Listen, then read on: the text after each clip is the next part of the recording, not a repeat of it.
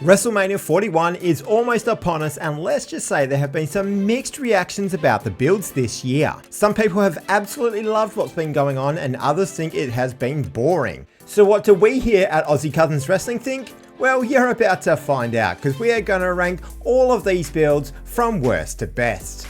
At number 13, we have one of the most recent matches that has been signed, and that is Liv Morgan and Raquel Rodriguez defending the women's tag team titles against Lyra, Valkyria, and Bayley.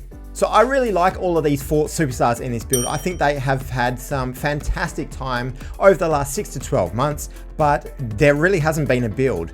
So Lyra and Bayley looked like they were going to be falling out at some stage, maybe heading to a match themselves. Some suggested Lyra, Bayley and Roxanne Perez in a triple threat for the IC title. That's not happening. Instead, they went into a gauntlet match as tag team partners and ended up winning that, and then faced off with Liv and Raquel in the ring.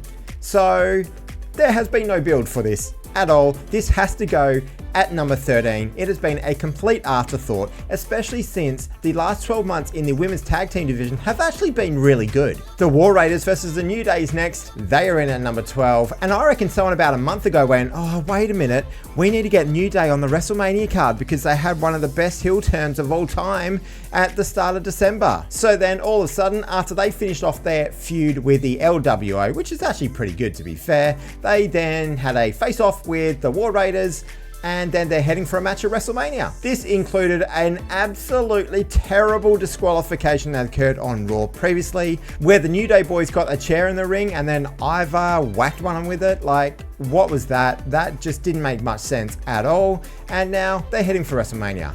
So I love the fact that this is on WrestleMania, by the way. Do not get me wrong, but where was the build? At number 11, we have AJ Styles versus Logan Paul.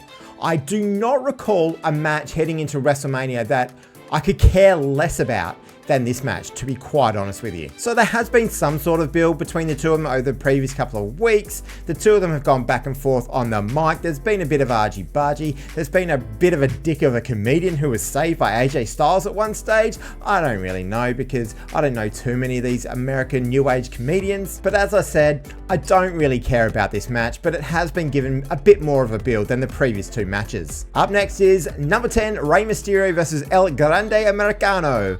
Now, I think this has actually been pretty good, to be fair. Some people have derided it. I think it's actually not bad at all. El Grande Americano has come out of nowhere in the last couple of weeks and has clearly proved he belongs in the WWE, and that has irked Rey Mysterio no end, and of course the LWO as well. El Grande Americano has built up a nice little bond with the Creed brothers and Ivy Nile, and their feud with LWO has actually been fun to watch. Some really good matches there. Rey Mysterio always deserves a spot on WrestleMania. He is just wonderful, of course, a Hall of Famer for a reason. And I just think it's really unfair that Chad Gable again has to watch on the sidelines while someone like El Grande Americano gets a spot, but at least this build has been okay. If you're enjoying this kind of Aussie analysis to your WWE content, please make sure you hit that subscribe button and like that video so this gets sent out to more people as well. You can help us out on our journey for absolutely free. Number 9, we move on to LA Knight versus Jacob Fatu. Now, this would probably have been higher, except there have been so many disqualifications and no contests and countouts on SmackDown recently, and this feud has been one of the major culprits for that. And we here at Aussie Cousins Wrestling do not like those kind of schmoz finishes. But at least between the two of them, the crowd love both of these wrestlers. This is going to have so much hype about it. The crowd is going to have a fantastic time going between Chan and going between Chan and Fatu. This is going to be a really fun match. For us though, it probably needed just one more big angle to really set this one alight and push it higher up this list. At number 8, Tiffany Stratton versus Charlotte Flair. And if you've seen any of this, you know exactly why I'm laughing. This could have gone from number 13 anywhere along the line to number 1. Depending on the way you see this kind of a feud. It has been car crash television at times, so entertaining, but it has gone awry on more than a few occasions. That sit-down interview was so cringeworthy to watch, and then that promo in the ring that was controlled by Wade Barrett was, well, I found it very entertaining, but of course it was pretty terrible. But for most of the rest of the build, it has basically just been Charlotte putting down Tiffany the entire time. Even when Tiffany got on top and she did those awesome swanton bombs, Charlotte Flair got the hell out of there and let those security guards take all of the impact while she was on the side just flailing over. Number 7, Io Sky versus Rhea Ripley versus Bianca Belair. When Bianca Belair won the Elimination Chamber in that fantastic women's match, and then Io Sky won the Women's World Championship on the very next episode of Raw, this looked like becoming one of the best builds for this entire WrestleMania period. But instead it has just turned into making Rhea Ripley and Bianca Belair look like whiners, to be honest. And why aren't we getting the match? Why aren't I getting the match on my terms? Why aren't I in the match? Etc. etc. Unfortunately, it has kind of fallen apart. I'm hoping there's going to be something big for them to do on Monday Night Raw, which you probably would have already seen by the time this video goes out. This match is going to absolutely cook on WrestleMania. You don't need to worry too much about that, but the build could have been so much better. And at number 6, we have Cody Rhodes versus John Cena. And speaking of builds that should have been so much better, we have one of the all-time heel turns by John Cena at the end of Elimination Chamber, and they really have not capitalized on this at all. Sure, the promos from John Cena, he speaks them so well, but there has been no mention of the reason why he's actually sold his soul to The Rock. He's spoken to the reasons why he's now a bad guy or a heel, but really the whole part of this was Cena selling his soul to The Rock. That would have been so intriguing if they could get him in. But of course, The Rock runs on his own schedule, so he probably was never available this entire time. Makes you wonder why they even did the heel turn to begin with, but still, John Cena versus Cody Rhodes should be a fun match. Cody has been fantastic throughout this entire time. He is genuinely one of the best wrestlers in the world on the mic and in the ring. At number 5, we have Bron Breakker versus Dominik Mysterio versus Finn Balor versus Penta for the Intercontinental Championship. Look, I've really enjoyed this build, to be honest. A couple of things that I think bring it down for us are you could have had people like Ludwig Kaiser, AJ Styles, Sheamus in there at some point, even Chad Gable as well. They all would have made sense, but at least there's actually some really good story behind why the 4 of them are in the match.